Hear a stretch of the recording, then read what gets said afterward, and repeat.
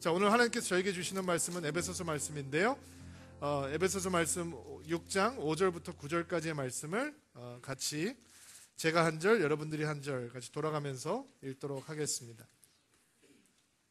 제가 먼저 읽을게요. 종들은 두렵고 존경하는 마음으로 주인에게 복종하십시오. 그리스도께 복종하듯이 참 마음으로 순종하시기 바랍니다.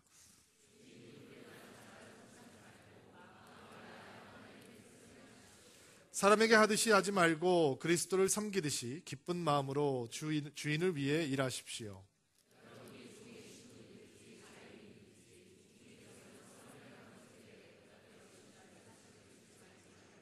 주인들도 다 같이 읽을까요? 주인들도 똑같이 종들의 잘해주고 윽박지르지 마십시오. 하늘에 계십니다.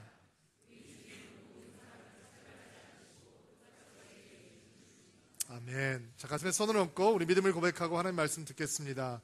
따라해 주시면 감사하겠습니다. 하나님은 나를 사랑하십니다. 나는 그 사랑 안에 있습니다.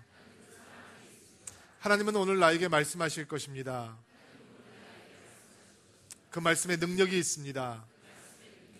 그 말씀에 생명이 있습니다. 나의 마음을 하나님께 열겠습니다. 나의 생각을 예수님께 집중하겠습니다. 들은 만큼 변합니다. 들은 만큼 행복해집니다. 바울이 에베소에 있는 교회 성도들에게 편지를 하면서 우리 인간들이 가장 많은 영향을 받는 세 가지 관계에 대해서 조명을 해주고 있거든요. 거기에 근본이 되는 말씀이 사실은 에베소서 5장 21절 말씀이에요. 그 말씀 한번 읽어볼까요? 자막을 통해서 한번 읽어보겠습니다. 먼저 형제님들만 시작. 자, 자매님들 시작. 자, 그리스도를 두려워하고 존경하는 마음으로 서로 순종하십시오 라고 하는 베이스를 깔아놓고 우리들에게 가장 큰 영향을 미치는 세 가지 관계를 조명을 시켜주는 거예요. 그 첫 번째 관계는 뭐냐면 아내와 남편과의 관계인 거예요. 남편은 아내를 사랑하기를 그리스도가 교회를 사랑하신 것처럼 희생적으로 헌신적으로 사랑해야 하며, 그 사랑을 받은 아내는 남편의 영적 리더십을 세워주고 순종하는 삶을 살아야 된다라고 하는 것이 첫 번째.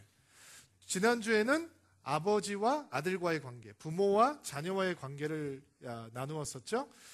그리고 오늘은 종과 노예와의 관계예요. 종과 종의 주인, 노예와 주인과의 관계에 대해서 사도 바울이 설명을 하고 있습니다. 자, 그럼 요즘 시대는 노예가 없는 시대인데 이런 말씀은 그냥 버려야 되는 거 아니냐. 그렇죠. 지금은 노예가 없죠. 우리는 다 자유인이고 신분의 상하가 없는 상황인데, 그 당시 1세기에 주어졌던 사도 바울의 말씀을 어떻게 우리가 적용해 볼 거냐. 적용할 수 있습니다. 이 말씀을 우리의 삶 가운데 적용할 수 있는 방법들을 오늘 저희가 알려드리겠고요. 다만 그 당시의 상황을 보면 사도 바울이 편지를 쓰고 있는 이 로마 제국에 속해 있던 에베소의 구조를 보면 당시 로마 제국에는 약 6천만 명 정도의 노예가 있었다고 추측을 하니까 전체 인구의 2명 중에 1명은 노예인 거예요. 그리고 노예라고 하면 여러분들이 그냥 무식하고 힘센 사람들이라고 생각하기가 쉬운데, 로마가 전쟁을 벌이고 식민지가 생기면 그 나이에 있는 많은 사람들이 노예로 전락을 했기 때문에 정말 머리 좋고 인텔리전트한 사람들은 로마 귀족들의 아이들을 키우는 선생님들로 들어가기 쉬웠고, 옛날에는 의사들도 그런 그 노예 출신 의사들이 많이 있었고, 그리고 학자들도 노예 출신 학자들도 많이 있었고, 아무튼 이 로마 사회라고 하는 것은 노예 노동력이 없으면 지탱할 수 없는 경제 구조를 가지고 있었다라고 여러분들께서 이해하시면 돼요. 그리고 로마 제국에서 자유인이나 노예나 주인이나 없는 사람이나 함께 한 공동체를 이루고 있는 유일한 집단이 있었는데, 그것은 교회라고 하는 곳이에요. 옛날에 한국 초대 그 선교 시대 때 천민과 양반이 하나가 돼서 그냥 함께 거할 수 있는 곳이 유일하게 교회였던 것처럼, 그 당시 로마 제국에서도 교회라고 하는 곳이 유일하게 여자와 남자가, 어린아이와 어른이, 노예와 노예의 주인이 하나 될 수 있는 유일한 자리였다라고 생각하시면 여러분들께서 굉장히 쉽게 그 당시 상황을 이해하실 수 있을 것입니다. 노예들이 인간으로서의 권리를 박탈당한 사람들이고 그의 목숨은 완전히 소유주의 손에 달려있는 존재였음에도 불구하고 사도 바울은 그 노예들을 향해서, 노예 주인들을 향해서 하나님의 원리와 영적인 원칙을 보여주고 있는 부분입니다. 저는 오늘 이 말씀을 크리스찬으로서 어떻게 매일매일 직장 생활을 할 것인가에 대한 부분으로 적용을 해보려고 합니다. 이렇게 생각하시면 직장 생활 하시는 분들이 목사님 우리가 노예예요? 라고 그런 뜻이 아니고요. 너무 이렇게 피해의식을 가지고 살지 마시고요. 노예들이 주인을 섬기는 것을 가르쳐주고 있는 영적인 원칙을 가지고 매일매일 직장 생활을 하는 혹은 회사를 운영하는 일을 해야 되는 분들이 어떻게 이 말씀을 적용시켜 볼지, 이 원리를 배워나갈 수 있을지 한번 생각해 보려고 합니다. 여러분, 데니스 바크라고 하는 사람이 일하는 기쁨이라고 하는 책을 썼는데 거기에 보면 굉장히 재미있는 관찰이 등장해요. 무슨 관찰이냐면 성경에 나오는 대부분의 영웅들은 직업을 가지고 있는, 세속적인 직업을 가지고 있는 사람들이었다라는 거예요. 예를 들자면 야곱은 농장주였고 요셉은 이집트에서 농업, 경제, 이민 정책을 담당하는 정부 관리였고 모세는 40년 동안 양을 치는 목동으로 살았고 다니엘은 최고의 교육을 받고 정치가로 성공을 했고 빌립보 교회의 기둥이었던 여성 리더 누디아는 섬유 산업, 패션 업계 대부 같은 성공한 사업가였고 이 편지를 쓰고 있는 바울까지도 장막을 만드는 일을 해서 텐트를 만드는 일을 해서 스스로의 선교 사업을 서포트했던 그런 사업가였다라는 것을 관찰해 주었습니다. 모두 다 열심히 일하는 사람들이었다는 것이죠. 자기가 있는 자리에서 최선을 다하는 사람들이었다는 거예요. 근데 사람들이 생각하기에 좋은 직장이 뭔지 아세요? 여러분은 어떤 직장이 신이 내는 직장이라고 생각하세요? 돈 많이 주고 조금 일하고 빨간 날 많은 직장. 그러니까 사람들이 생각하는 드림 잡은 뭐냐면 많이 놀아야 되고 그리고 일을 하면 적게 해야 되고 그 대신 돈은 많이 받는 거란 말이에요. 그러면 최고의 직장이란 거예요. 성경은 그렇게 가르칠까요? 하나님께 우리에게 직장의 축복을 주시는데 하나님께서 우리를 직장으로 축복하시면 조금 일하고 칼퇴근하고 돈은 많이 받고 노는 날은 다른 사람보다 2배 더 많은 직업일까요? 저는 일하는 것을 좋아하는 사람이라서 그런지 과연 그것이 크리스찬이 누릴 수 있는 축복일지에 대해서는 교계를 갸우뚱하게 됩니다. 저는 빨간 날 싫습니다. 참고로 저는 일하는 날이 좋습니다. 공휴일이 뭐 빨간 날에 이렇게 끼면 다른 날을 놀게 해야 된다는 거 저는 사실 제 성경을 떠나서 제 사고로는 잘 이해가 되지 않습니다. 저는 출근하는 날이 굉장히 좋기 때문에요. 사회학자 중에서 이렇게 사람들이 자기의 일을 바라보는 시각이 3가지가 있다고 관찰하는 학자들이 있는데 첫째는 자기 직업을 그냥 하나의 돈을 버는 수단으로만 생각하는 사람이 있다는 것이죠. 그러면 지겹죠. 마지못해 나가게 되는 거예요. 두 번째는 직업을 경력 쌓기로 본다는 것이죠. 출세, 성공, 명예 같은 것에 초점을 두게 되기 때문에 경력 쌓기로 직업을 본다는 거죠. 이런 사람들은 입사 동기가 자기보다 먼저 승진하면 못 견딥니다. 배 아픕니다. 크리스찬은 직업을 어떻게 볼 것인가? 콜링으로 본다는 거예요. 소명으로. occupation이 아니라 vocation으로 본다는 것이죠.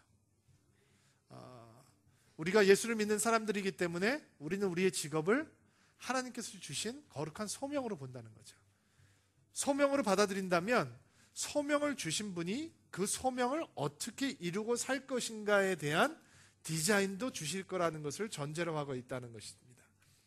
여러분, 우리에게 직장 생활을 어떻게 하는지 가르쳐 주시는 분이 하나님이시라는 거 아세요? 직업 윤리관을 보여주시는 분이 다른 사람이 아니고 하나님이세요. 성경을 착 펴면 창세기가 등장하잖아요. 창세기의 첫 사건이 뭐냐면 하나님의 직장 생활이에요. 하나님이 일하시는 사건을 기록하고 있어요. 하나님께서 창조를 하시는데 하나님께서 그 창조를 어떻게 하시느냐? 대강대강 하시나요? 야, 이거 태양이 너무 뜨겁게 나왔다. 어떡하니? 달은 너무 차잖아. 여기 사람 못 살잖아. 하나님께서 은하계를 만들어 놓으시고, 야, 이거 별이 너무 많다. 이거 내가 이름을 다 지고 외워야 되는데, 이거 내가 실수해서 다시 만들어야 되겠다. 라고 하시지 않잖아요. 하나님께서 동물을 만드시고, 코뿔소, 넌 좀 이상하다. 고릴라, 너 다시 만들어야겠다. 다른 거 그냥 놔두고, 너 엉덩이만 좀 가지고 다시 만들어줄게. 타조야, 너는 목이 너무 길다. 이러면 안 되지. 이러면 불편해. 코가 너무 기니까 그 대신 내가 너 힘 세주게 해줄게. 이거 너무 마음에 안 든다. 이렇게 만들어졌는데 어떻게 하겠니 얘들아. 그냥 살자. 창세기가 이렇게 진행이 되고 있지 않다는 거죠.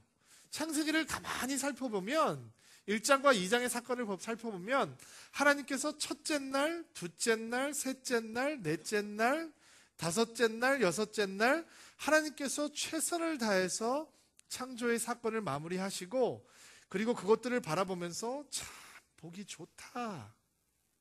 너무 멋지다. 라고 감탄사를 연발하고 계시다는 거예요. 하나님은 일하는 하나님이시고 하나님은 그 일을 최선으로 감당하셨다는 것이죠. 자, 성경은 여러분과 제가 하나님의 형상을 따라서 만들어졌다라고 선포하죠. 믿습니까? 하나님께서 우리를 하나님의 형상대로 만들어 주셨는데 우리 안에는 하나님의 최선의 형상이 있다는 거예요. 우리는 적게 일하고 돈은 많이 받고 많이 놀아야지 행복하고 만족하는 인생이 아니라 여러분과 저는 하나님처럼 모든 일에 최선을 다하고 최고의 경과를 만들어냈을 때 기뻐하는 존재로 만들어졌다라는 거예요. 그래서 우리의 직장이 우리가 일하는 곳이 하나님의 형상을 드러낼 수 있는 통로가 되는 것입니다. 그렇다면 어떻게 직장에서 하나님의 형상을 드러내면서 살아갈 수 있는 것인지 바울이 알려주는 우리 영적인 원리에 대해서 한번 배워보려고 합니다. 5절부터 8절까지의 말씀, 에베소서 말씀 다시 한번 읽어볼게요. 시작. 종들은 두렵고 존경하는 마음으로 주인에게 복종하십시오. 주인이 볼 때만 잘하는 척 하지 말고 마음을 다하여 하나님의 뜻을 행하십시오.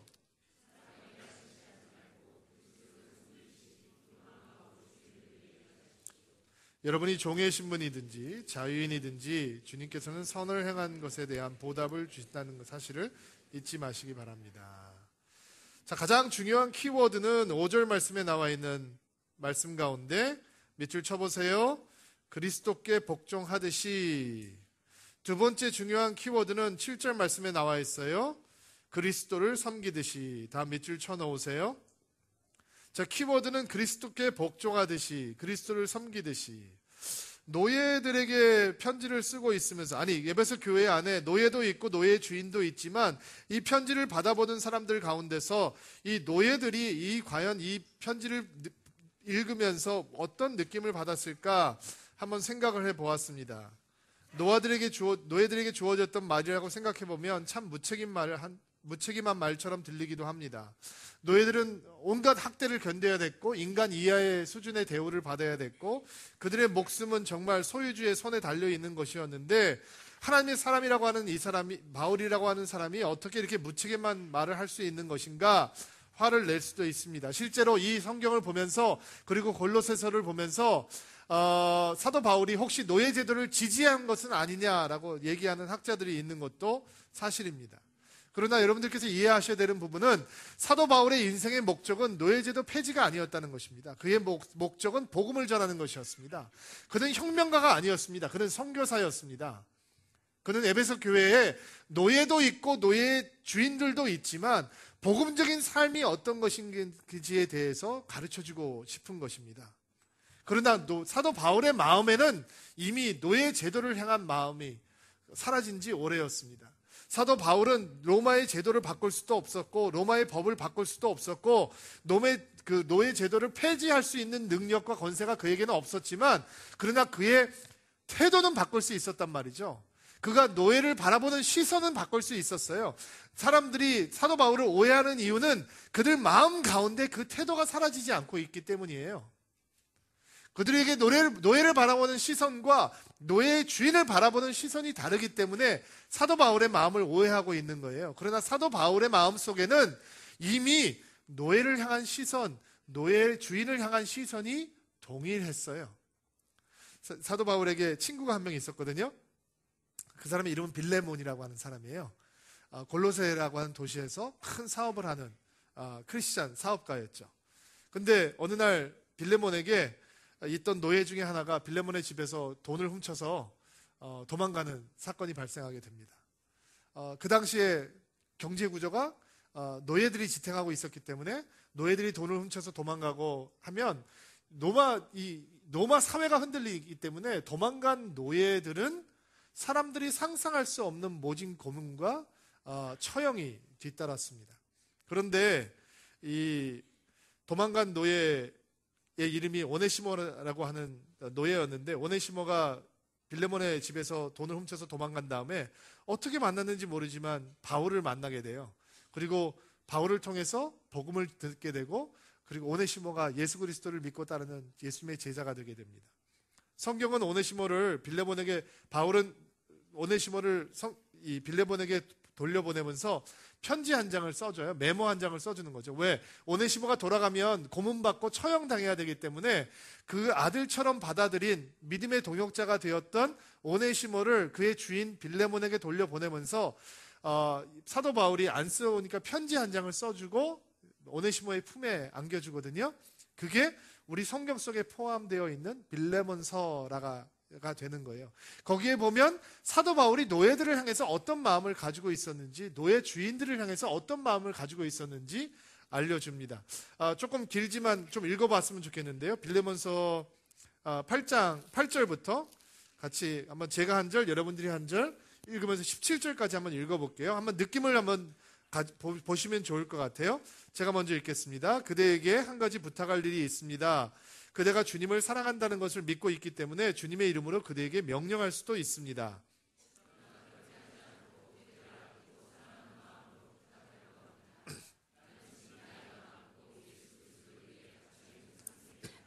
감옥에 갇혀있는 동안 나는 믿음의 아들 오네시모를 얻었습니다. 그를 위한 부탁이니 들어주시기 바랍니다.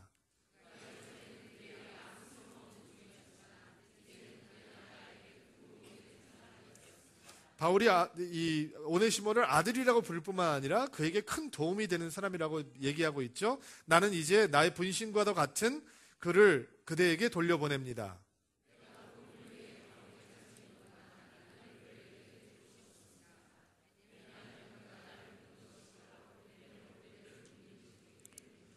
그러나 먼저 그대의 허락을 받지 않고는 아무 일도 하고 싶지 않습니다. 이것은 내가 시켜서 선을 베푸는 것이 아니라 그대 스스로 하기를 바라는 마음 때문입니다.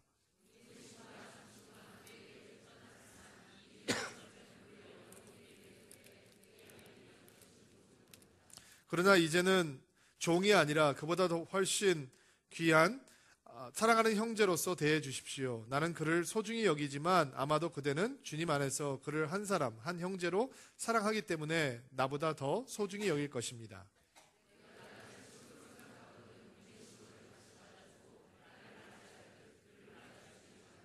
자, 도망간 노예였던 오네시모를 사도 바울은 아들이라고 부르고 있고 형제라고 부르고 있고 존귀한 자라 부르고 있고 소중한 자라고 얘기하고 있고, 그리고 그를 그대로 받아주는 것이 하나님께서 기뻐하시는 일이라고 가르쳐주고 있잖아요. 사도 바울의 마음에는 노예 제도가 존재하지 않는 거예요. 그러나 사도 바울이 목회하고 있는 에베소 교회에는 노예가 있어요. 사도 바울의 마음속에는 노예 주인도 존재하지 않는 거예요. 다 형제일 뿐이에요. 다 소중할 뿐이에요. 그러나 그가 목회하는 교회에는 노예를 소유하고 있는 노예 소유주들이 있었단 말이에요. 그리고 그들을 향해서 어떻게 매일매일 살아갈 건지 영적인 원칙을 가르쳐주고 싶으신 거죠. 그들이 예수 그리스도 안에서 하나가 되었지만, 그들은 예수 그리스도 안에서 한 지체가 되었지만, 그들은 형제가 되었지만, 현실은 엄연히 막노동을 해야 되는, 어려운 일들을 해야 되는, 노예로 살아가야 되는 현실이 남아있는 것이고, 그들을 관리하고 운영해야 되는 노유 소유주의 모습이 남아있기 때문에, 그러나 교회를 다니고 있는 사람들, 예수 그리스도를 구주로 고백하는 그들에게는 새로운 원칙이 필요하기 때문에 사도 바울은 그들에게 편지를 보내고 있는 것입니다. 지금 감옥에서 쓰는 편지거든요. 그의 인생이 끝날지도 모르는 불안한 마음 가운데서 쓰고 있는 편지인데도 불구하고 그는 성도들이 살고 있는 매일매일의 상황 가운데 어떤 원칙을 적용해 주어야 되는지 그는 서슴지 않고 하나님 말씀을 선포하고 있는 것입니다. 그 말씀이 우리의 영혼을 울리는 은혜가 있게 되기를 주의 이름으로 축복합니다. 그 키워드가 뭐라고 그랬죠? 그리스도께 복종하듯이, 그리스도를 섬기듯이. 자, 우리 삶 속으로 적용해 볼게요. 우리가 직장 생활에서, 우리가 있는 일터에서, 그것이 주부들은 가정이 될 것이고 회사를 다니는 분들은 회사가 되겠죠. 학교에서 일하시는 분들은 학교가 되겠죠. 학생들은 그 클래스룸이 될 것이고 바로 그곳에서 그리스도께 하듯이, 그리스도를 섬기듯이 일을 하라라는 것입니다. 사람 눈에 들기 위해서, 칭찬받기 위해서, 인정받기 위해서 최선을 하지 말고 하나님의 형상을 가진 우리가 당연히 해야 되는 것이 최선을 다하는 것이기에 마땅히 하라라는 것입니다. 그리고 그것을 하나님께서 복 주시는 일이라는 것을 확신을 가지라라는 것입니다. 자, 여러분 직장 상사가 이상할 수도 있습니다. 회사가 이상할 수도 있습니다. 그러나 그것이 불법이 아닌 이상 그 일을 충성스럽게 주께 하듯이, 주님을 섬기듯이 하라라는 것이죠. 저는 오늘 이 말씀을 우리 먼저 목회자들이 아멘으로 받아야 되는 말씀이라고 믿습니다. 저는 목회를 어떻게 배웠냐면 목사가 고생을 조금 더 하면 성도들이 더 은혜 받는다라고 배웠습니다. 그렇게 믿습니다. 그렇게 살아왔고 앞으로도 그렇게 살려고 노력을 할 것입니다. 서울드림교회가 아직 어린 교회라서 부족한 것이 많이 있습니다. 더 잘하고 싶은데 솔직히 우리 수준이 이거밖에 안 됩니다. 그러나 목사들이 잠 조금 덜 자고 조금 더 늦게까지 야근하고 일하고 우리가 조금 더 열심히 공부하고 조금 더 열심히 신방하고 성도들을 섬기면 여러분들은 더 예수님 앞에 가까이 갈 수 있다고 믿습니다. 목사들이 게을러지면, 목사들이 매너리즘에 빠지게 되면 여러분들은 하나님으로부터 멀어진다라고 저는 생각합니다. 부목사님들을 불편하게 할 마음으로 열심히 일하자라고 하는 것도 아니고 사람들을 일을 많이 시키는 것이 나의 기쁨이 되기 때문에 우리가 조금 더 열심히 하자라는 것은 더더욱 아닙니다. 제가 믿는 것이, 목회라는 것이 바로 그것이기 때문에 그렇습니다. 저는 서울드림교회라고 하는 직장을 하나님께서 저에게 주셨다고 믿습니다. 목사가 교회를 직장이라고 얘기해서 죄송합니다. 그러나 직장이 저의 소명이기 때문에 저는 교회를 섬기는 것이 저의 콜링입니다. 그리고 저는 이 직장이 너무 좋습니다. 이 직장에서 대강대강 일하는 거 저는 싫어합니다. 제가 그렇게 하는 것도 싫지만 남들이 그렇게 하는 것도 싫습니다. 저는 오늘 하나님께서 말씀을 통해서 주시는 원칙이 저희 목회자들에게도 동일하게 적용된다고 믿고 이 자리에 함께한 모든 직장인들 그리고 사업을 운영하는 모든 분들에게 주시는 원리요 원칙이라고 믿습니다. 그러면 오늘 하나님께서 주신 우리의 말씀을 어떻게 우리의 삶 속에 적용해 볼 건가?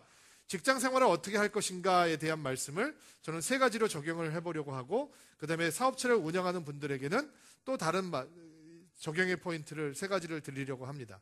제가 빨리빨리 한번 설명을 해볼게요. 자, 먼저 예수님을 섬기듯이 직장 생활을 하는 것이 어떤 것인가? 첫 번째 원리는 이것입니다. 여러분의 상관을 바꾸십시오. 여러분의 보스를 바꾸십시오라는 것입니다.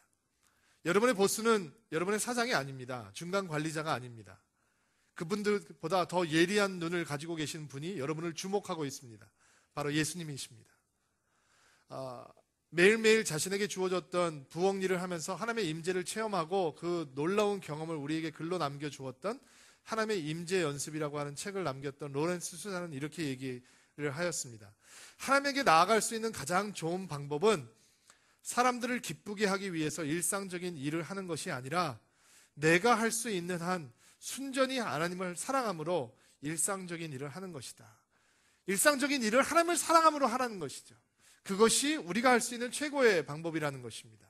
바울은 주인이 볼 때만 잘하는 척 하지 말라라고 얘기합니다. 모든 사람들의 전곡을 찌르는 말씀입니다. 예수님이 상관이 되시면, 예수님이 우리의 보스가 되시면 우리는 예수님을 의식하고 일을 하게 될 것입니다. 그리고 그것은 우리 직장 생활에 거룩한 혁명을 가져오게 될 것입니다. 사람의 칭찬을 기대하고 일하는 것이 아니라, 사람의 인정을 기대하고 일하는 것이 아니라 하나님의 칭찬을 구하는 인생, 하나님의 인정을 사모하는 인생, 그런 인생이 어떻게 대강대강 직장 생활을 할 수 있겠습니까? 여러분, 여러분의 사고를 바꾸시기 바랍니다. 여러분의 상관은 예수님이십니다. 아멘. 자, 두 번째 여러분들에게 나누고 싶은 적용 포인트는 여러분에게 주신 업무를 하나님께서 주신 것이라 라고 받아들이시기 바랍니다. 우리 가정에서 아이들을 키우고 가정주부 생활을 하시는 분들은 그 일이 여러분에게 주신 가장 소중한 일이라고 받아들이시기를 주의 이름으로 축복합니다. 왜 아멘을 안 해줄까? 정말이에요. 저는 저희 아내가 집에 있기 때문에 제가 이렇게 목회를 열심히 할 수 있는 거예요. 우리 아내가 직장을 포기하고 가정에 있기 때문에 내가 조금 더 중요한 일을 해야 하는 사람이라고 생각하는 것만큼 어리석은 생각은 없습니다. 여러분 아십니까? 그런 생각을 하는 이유는 내가 중요한 일을 할 때 내가 중요한 사람이 된다라고 믿기 때문에 그런 어리석은 생각을 하는 것입니다. 그러나 여러분 덜 중요하고 더 중요한 일 사실은 하나님께는 없는 것입니다. 하나님께는 모든 일이 소중하고 모든 일이 중요합니다. 서울 드림길을 처음 찾는 분들 저나 신목사를 만나기 전에 다른 분들을 먼저 만나게 됩니다. 누구를 만나게 되죠? 주차하시는 분들을 만나게 됩니다. 근데 주차하시는 분들이 서울 드림길을 처음 찾은 분들에게 차를 거기다 대면 어떡해요? 왜 그렇게 해요? 라고 얘기를 한다든지 차를 앞에 이렇게 대놓고 사람이 뻔히 드는데 등 돌아서서 뭐 저런 사람이 다 있냐? 한다든지 실제로 딱 교회 주차 사역을 하다 보면 발생할 수 있는 일입니다. 그러면 그분은 여기까지 안 올라오고 차 돌려서 그냥 갈지도 모릅니다. 우린 예배할 때 양쪽 문에서 이렇게 분들이 우리 안내위원들이 주보 나눠주잖아요. 여러분은 어쩌면 그 일이 별로 중요하지 않다라고 생각할지 모르겠습니다. 설교하는 일보다 그 일이 덜 중요하다라고 느낄지 모르죠. 통로받아 서서 자리를 안내해 주시는 분들이 찬양을 인도하는 사람의 일보다 덜 중요하다라고 느낄지 모릅니다. 그러나 주보를 나눠주는 분이 사람이 들어오는데 아래 위로 싹 훑어보고 하고서 여기 있어요. 주보를 나눠준다든지 굉장히 불쾌한 표정을 지으면서 주보를 나눠준다면 혹은 자리를 인도하는 사람이 거기 앉지 말고요. 안부터 앉으세요. 땡겨 앉으세요. 라고 인도를 한다든지 거친 눈초리로 쳐다본다면 아마 신대 목사와 제가 예수님보다 설교를 더 잘해도 은혜 받지 못할 겁니다. 덜 중요한 거 없습니다. 모두가 소중하고 중요한 일인 것입니다. 우리는 설교를 주님께 복종하듯이 열심히 준비하는 것뿐이고 안내를 하시는 분들은 주차 봉사를 하시는 분들은 그 일을 주님께 하듯이 하는 것입니다. 구약을 보면 정말 자기에게 주어졌던 보잘것없는 일을 정성스럽게 최선을 다해서 했던 한 여인의 감동스러운 모습이 있습니다. 아브라함이 나이가 많이 들었어요. 그리고 아브라함이 아들 이삭의 아내를 구해주려고 종을 고향으로 떠나보내요. 그 당시에는 이 신부지참금이라는 게 있잖아요. 낙타 10마리에다가 선물을 잔뜩 싣고 이삭의 신부감을 구하러 고향으로 보내거든요. 그리고 그 사막을 건너서 거친 땅을 건너서 이 아브라함의 종이 우물가에 딱 도착을 했는데 너무너무 목이 마른 거예요. 그런데 마침 그 물동이를 지고 물을 길러 나온 처자가 한 명 있었어요. 운명적인 만남인 거죠.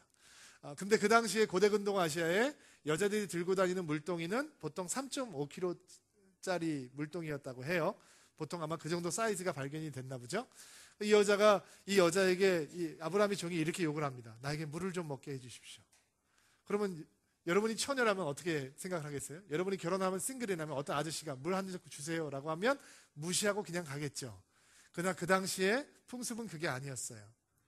그들을 정성껏 섬기는 것이 그 당시의 문화요 풍습이었죠. 그리고 이 여인은 물을 길러서 이 종에게 물을 마시게 합니다. 그리고 또 다른 얘기를 하죠. 내가 당신의 낙타들에게도 물을 마시우게 하겠습니다. 여러분 목이 마른 낙타는요 3.5kg짜리 물 30개를 마신대요. 엄청나죠? 그리고 이 낙타 10마리에게 이 여자가 물을 길어서 물을 먹게 해요. 과연 300개를 했을까? 안 했을까? 그거는 모르죠. 천국 가서 물어보세요. 그리고 이 정성스럽게 남들이 하기 싫어하는 일들을 기쁜 마음으로 감당했던 여인이 이삭의 아내가 되었던 리브가라고 하는 여인이었어요. 여러분, 우리는 이렇게 생각해요. 큰 일이 맡겨주면 내가 한 방으로 잘 멋지게 할 수 있을 거야. 그러나 성경은 이렇게 얘기하죠. 내가 작은 일에 충성하였으니 이제 너에게 내가 큰 일을 맡겨주겠다. 작은 일을 잘 못하는 사람은 큰 일도 잘 못해요. 남들이 보지 않을 때 최선을 다하지 않는 사람은 남들이 볼 때도 최선을 다하지 못하더라고요.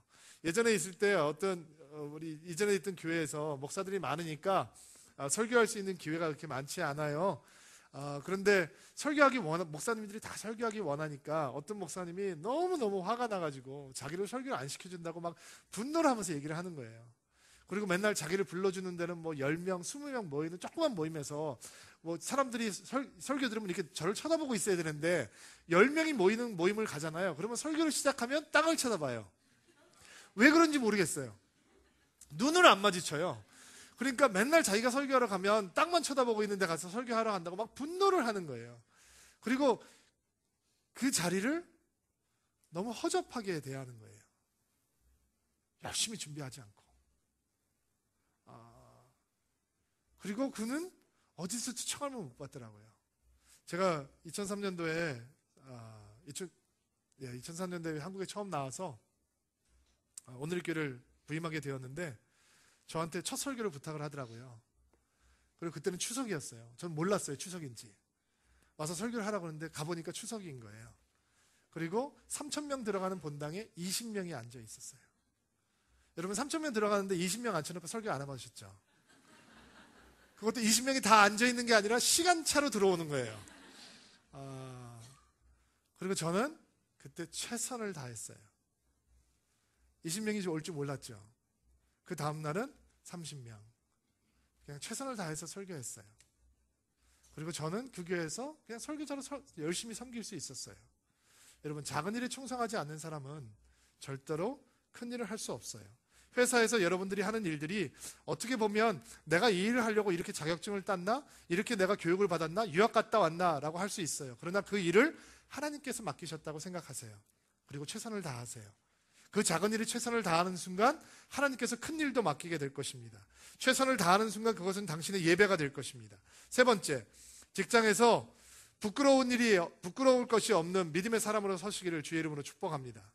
어떻게 주님의 이름으로 주님께 대하듯 직장 생활을 하느냐? 직장에서 부끄러울 것이 없는 믿음의 사람으로 서 계세요. 직급이 높다고 사람들이 존중해 주나요? 아니에요. 직급이 높아지면 여러분에 대해서 뒷담화가 굉장히 많아져요. 뒷얘기가 많아져요. 좋은 얘기 하냐? 별로 안 해요. 우리가 살고 있는 세상이 그런 세상이 아니에요. 우리 부장님 너무 존경스러우셔. 너무 멋지신 분이야. 배려가 많으셔. 라고 얘기하지 않아요. 그 사람들이 속상한데 누구 얘기하겠어요? 당신 얘기하죠. 그리고 당신에 대해서 안 좋게 얘기하죠. 여러분, 부목사님들이 만나면 제일 좋아하는 얘기가 무슨 얘기겠어요? 우리 교회 말고. 저희 교회는 그런 교회가 아니에요. 여러분, 지난주에 우리를 분노하게 했던 한국이 승무원 폭행사건 기억하시죠? 지난주에 새가족 만남의 잔치를 하면서 어느 새가족 사역팀이 저한테 그 얘기를 해줘서 저도 기사를 봤는데 읽으면 읽을수록 분노가 막 솟아나는 거예요. 자세하게 읽으면 읽을수록 막 그 인간을 향한 끌어오는 분노가 어떻게 감당이 안 되는 거예요. 그리고 저는 이런 생각도 해봤어요. 제가 그 조직을 모르니까 하는 얘기인데 그냥 제 미숙함을 이해해 주세요. 그런 인간을 간부로 만드는 회사는 도대체 어떤 회사일까? 아니, 그렇게 행동하는 사람은 회사에서도 그렇게 행동을 할 텐데 그런 사람을 리더십으로 세우는 조직은 도대체 어떤 조직일까? 또 이런 생각도 해봤어요. 내가 만약에 거기에 타고 있었으면 나는 어떻게 했을까? 제가 정의의 사도예요. 제가 황금박쥐거든요. 내가 만약에 거기에 타 있는데 그 사람이 그렇게 무례하게 행동을 했으면 나는 과연 침묵했을까? 아니면 그냥 가방을 집어 던져버렸을까? 뭐를 했을까? 라는 생각을 해봤어요. 그리고 갑자기 번잡한 생각이 들었어요. 무슨 번잡한 생각인지 아세요? 이 사람 혹시 교회 다니는 사람 아니야? 이 사람 무슨 어떤 교회 혹시 집사 아니야? 이 사람 빠르면 장로가 될 수 있는 나이인데 혹시 이 사람 어느 교회 장로 아니야? 막 이런 생각이 드는 거예요. 여러분, 우리는 믿음을 갖고 살겠다라고 하는 예수님의 제자들이에요. 여러분, 탁월한 업무 능력을 가지고 있으면 부끄럽지 않나요? 그건 아니죠. 우리가 예수님의 이름을 달고 우리가 크리스찬이잖아요. 예수님의 이름을 안고 살고 있잖아요. 예수님의 흔적을 가지고 살고 있잖아요. 여러분, 예수님의 흔적을 가지고 살고 있는 우리가 직장 생활을 하면서 부끄러우면 안 되잖아요. 예수 믿는 사람들이 가장 정직해야 되고, 예수 믿는 사람들이 가장 헌신적이어야 되고, 예수 믿는 사람들이 가장 부지런해야 되고, 예수 믿는 사람들이 가장 열정적이어야 되고, 예수 믿는 사람들이 가장 희생적이어야 되고, 이 어려운 일 누가 할 거야? 제가 하겠습니다. 누가 그런 말 하겠어요? 출세를 원하는 사람? 예수 믿는 사람이어야 된다는 거죠. 세상의 조직에서는 남들보다 앞서고 싶은 사람이 힘들고 어려운 일을 자원하고 나서지만, 성경은 우리에게 뭐라고 가르쳐주고 있냐면, 죽게 하듯이 하라고 하는 것은 우리가 그 조직에 들어가 있을 때 우리가 가장 모범적인 존재들이 되어야 된다라고 성경은 우리에게 가르쳐주고 있는 것입니다. 제가 좋아하고 존경하는 친구가 있었습니다. 너무 좋은 목사였는데 천국에 가서 이제는 만날 수가 없는 친구예요. 함께 오늘의 교회를 섬겼던 친구인데, 언젠가 몹시 날씨가 굉장히 추웠던 날이었어요. 교회에서 큰 행사를 했는데 목사님들이 다 나가서 주차 봉사를 하고 성도들을 섬기게 되었습니다. 그리고 행사가 시작하기 전에 기쁜 마음으로 그 일을 다 했습니다. 그리고 행사가 끝나면 목사들이 또 나가서 그 일을 해야 됐어요. 근데 그날 너무너무 추워가지고 제가 끝나고 나서 안 나갔어요. 제가 어떻게 기억을 하냐면, 제가 그때 신목사랑 놀고 있었어요. 둘이서 이렇게 숨어가지고 놀고 있었어요. 한 30분, 40분 지난 다음에 제 친구 목사가 손발이 꽁꽁 얼굴도 얼어가지고 들어와서, 이렇게 주차봉이라고 하는데 그걸 들고 들어와서 저한테 이렇게 근엄한 표정을, 심각한 표정을 지으면서 이렇게 얘기를 하는 거예요. 여호수아, 목사가 하기로 했으면 끝까지 해야지. 화를 낸 게 아니고 정죄하는 게 아니고 그냥 정말 그 목사님은 나의 불성실함이 안타까웠던 것 같아요. 내가 꾀났던 것이 굉장히 안타까웠던 것 같아요. 목사가 하겠다고 하면 끝까지 했어야지. 그 한마디가 참 오래 남네요. 남들은 몰래 차를 교회로 가지고 갈 때 그 친구는 원칙대로 환승 주차장에다가 세워놓고 양복을 벗어들고 땀을 흘리면서 그 짧은 다리로 열심히 땀을 흘리고 걸어가던 친구였어요. 그 모습이 시원하게 에어컨을 틀어놓고 편한 주차자리에 차를 대고 들어가는 나를 부끄럽게 했어요. 여러분, 예수 믿는 사람이라면 직장에서 부끄럽지 않아야죠. 업무 능력이 조금 떨어진다고요? 그거는 부끄러운 게 아니잖아요. 다른 사람보다 내가 좀 덜 똑똑하다, 그거는 수치스러운 게 아니잖아요. 그러나 수치스러운 삶이 있어요. 부끄러운 삶이 있다는 거죠. 어떤 분이 야근을 하라고 그러니까 어떤 젊은 자매가 그랬대요. 저 부장님 오늘 교회 가는 날인데요. 내가 부장이면 못 견딜 것 같아요. 내가 예수를 믿어도 그런 셀피시한 사람들, 할 일이 있는데 교회 가야 된다고 퇴근하겠다는 사람들 나는 못 견딜 것 같아요. 여러분, 예수 믿는 사람이라면 직장에서 부끄럽지 않은 존재로 서 있을 수 있어야죠. 그것이 예수 그리스도를 섬기듯이 사는 삶입니다. 자, 시간이 많이 지나갔는데 9절 말씀 간단하게 정리할게요. 9절 말씀 한번 읽어주세요.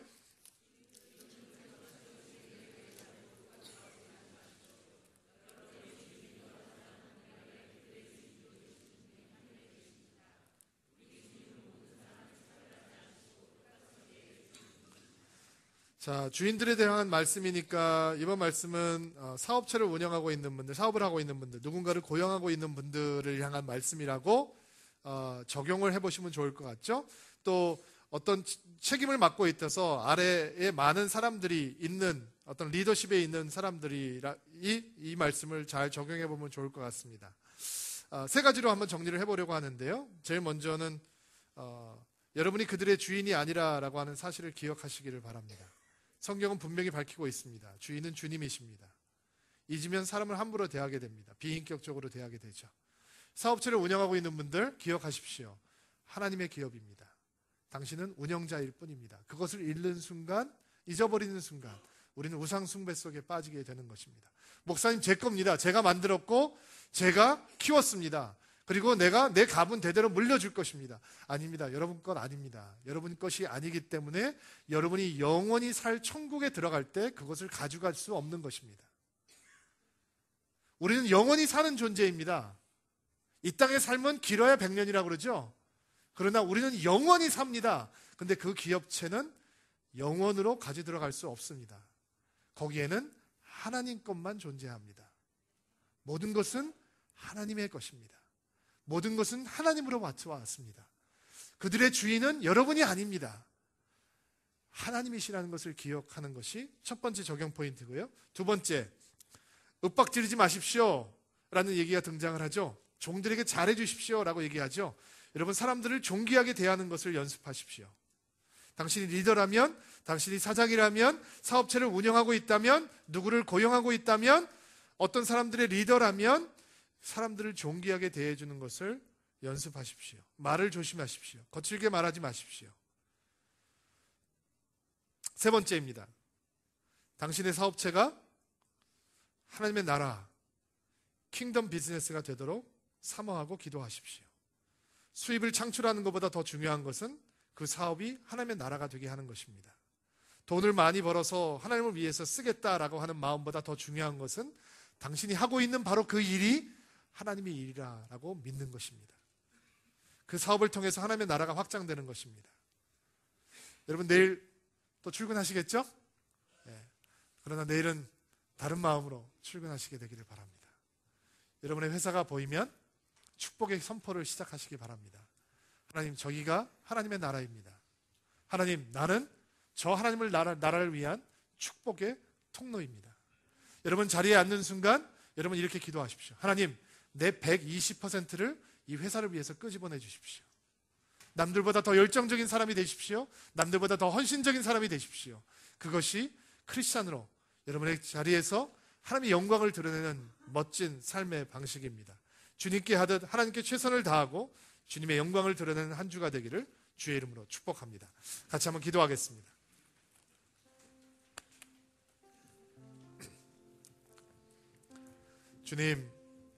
주님께서 우리를 불러주신 자리에서 주님께 하듯, 주님께 순종하듯, 주님을 섬기듯 최고의 열정을 드릴 수 있는 드림인들이 되게 하옵소서.